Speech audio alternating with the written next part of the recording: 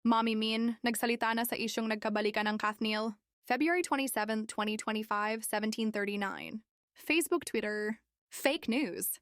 Yan ang paglalarawan ni Mommy Min Bernardo, o mas kilala bilang nanay ng Asia's superstar na si Catherine Bernardo, sa mga naglalabasang balita. Nanggagalaiti si Min sa nabasang post ng controversial internet personality na si Sean Gaza sa kanyang Facebook page na sinasabing magkaibigan na lang daw sina Catherine at Alden Richards, na nooy sinasabing masugid at napapabalitang manliligaw ng aktres.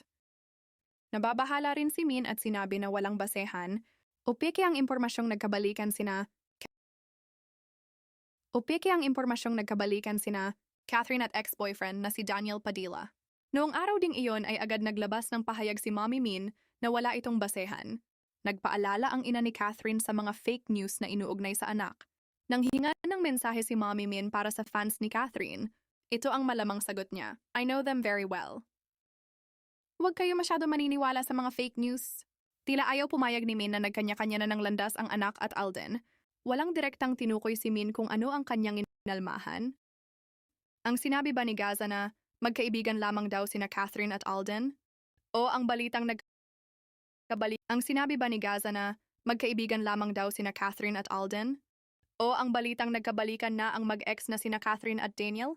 Wala ring eksaktong sinabi si Mommy Min kung ano ang fake news na tinutukoy niya. Sa comment section, isang netizen ang nagsabi na bagong post ang video ni Mommy Min. Komento nila, mas dapat paniwalaan si Mommy Min kesa sa mga unverified information na ipinapakalat ng iba. Huling namataan ng publiko sina Daniel at Catherine nang magkasama sila on stage sa ABS-CBN Christmas Special at Asia's Artist Awards noong December 2023.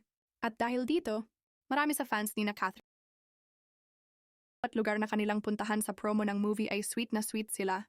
May disclaimer naman si Christy na hindi raw niya alam kung baka naman may personal na pag-uusap ang dalawa na ipahinga muna ang kanilang love sim. Sa vlog naman ni OG Diaz, sinabi nito na huminto na umano si Alden sa panliligaw kay Catherine. Hindi nagbigay ng ibang detalye si OG sa paghinto ni Alden sa panunuyo sa aktres. Nitong huli, may cryptic post naman si Alden sa kanyang Instagram story. Ani Alden sa kanyang cryptic post. Food for thought, mind your own business.